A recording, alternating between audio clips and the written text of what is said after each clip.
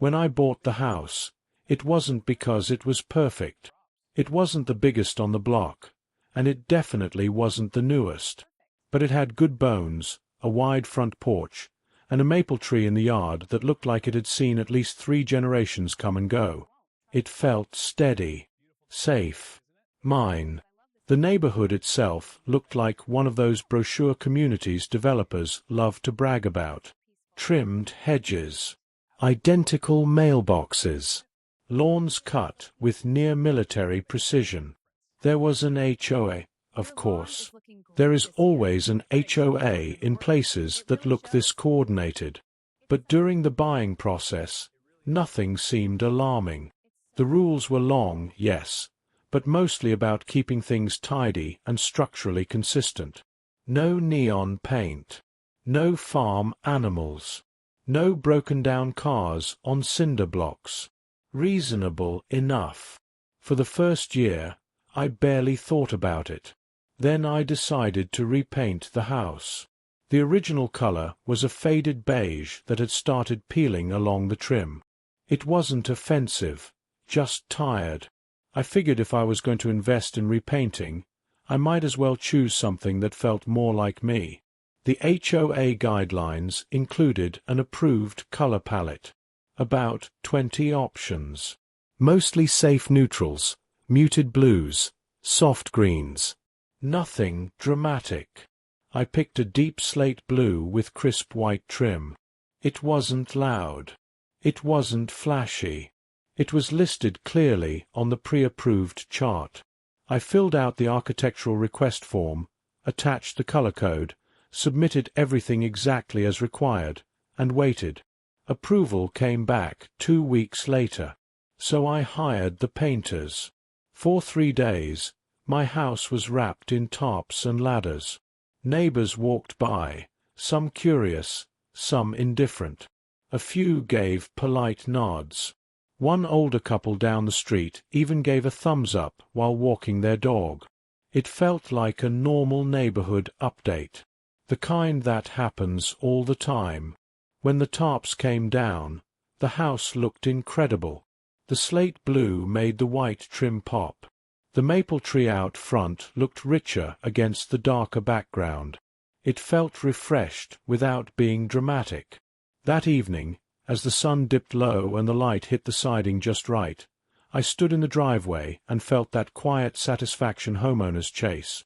It looked intentional, finished, thoughtful, and that should have been the end of it. The first complaint arrived 3 days later. It wasn't official. It wasn't a letter from the HOA. It was more subtle than that. I noticed someone had taken photos of the house from across the street. Not in a casual way. In a deliberate, slow, documenting sort of way. That someone was my next-door neighbor. She had lived there for years, long before I moved in. Her house was cream-colored with black shutters, landscaping trimmed into exact geometric shapes. Even her porch decor looked measured. She had the kind of presence that suggested she knew every rule by heart and had strong opinions about all of them. At first, I assumed she was just curious. Then the formal notice showed up. An email from the HOA board informed me that a concern had been raised about my exterior paint color potentially impacting neighborhood property values. The wording was careful, neutral. They stated they were reviewing whether the shade, though technically on the approved list, was appropriate within the specific context of the street. I read that sentence 3 times. The specific context of the street. Every house within sight was some variation of beige, tan, or pale gray. Safe choices. Predictable choices. My slate blue was darker, sure, but it was approved. Signed off. Officially cleared. I responded immediately, attaching the approval letter they had sent me weeks earlier. 2 days later, another email arrived, this time stating that a neighbor had expressed concerns that the color disrupted the aesthetic harmony of the block and could discourage potential buyers in the future. That was when I realized this wasn't about guidelines. This was personal. Over the next week, things shifted.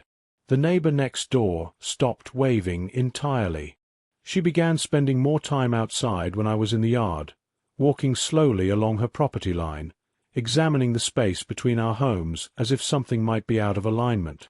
Once, I caught her standing at the curb again, taking another photo. The HOA scheduled a review meeting. I attended with copies of every document, the approved pallet, my submission form, the confirmation email. I stayed calm. Logical. The board members seemed uncomfortable more than hostile. They acknowledged the color had been approved. They admitted it met every written standard. But they kept circling back to the phrase community consistency. Consistency. As if uniformity had been promised instead of guidelines.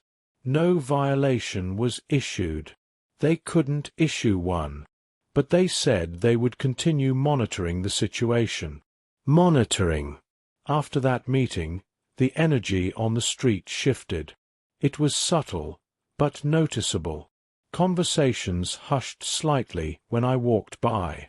One neighbor who used to chat at the mailbox now kept interactions brief. It wasn't open hostility. It was something quieter. Disapproval without confrontation. And at the center of it stood the woman next door. She began submitting what I later learned were repeated complaints. About the shade being too bold during bright sunlight. About the contrast being too stark at dusk. About how her cousin, a real estate agent in another county, supposedly believed unconventional colors harmed resale potential. The HOA kept forwarding these complaints to me with mild, almost apologetic language. I did nothing wrong. Not legally. Not procedurally. But that didn't seem to matter. One afternoon, a small sign appeared in her yard. It was subtle but pointed. A neatly staked placard about protecting neighborhood value and preserving community standards. It wasn't addressed to anyone directly, but its placement, angled toward my house, made the message clear. That was the moment something shifted inside me. I had followed every rule, every step, every form, and yet I was being treated like I had committed some unwritten offense. If the issue was consistency, then I decided I would become the most consistent homeowner this HOA had ever seen. Not rebellious, not reckless, just perfectly, meticulously compliant. And that was where things truly began.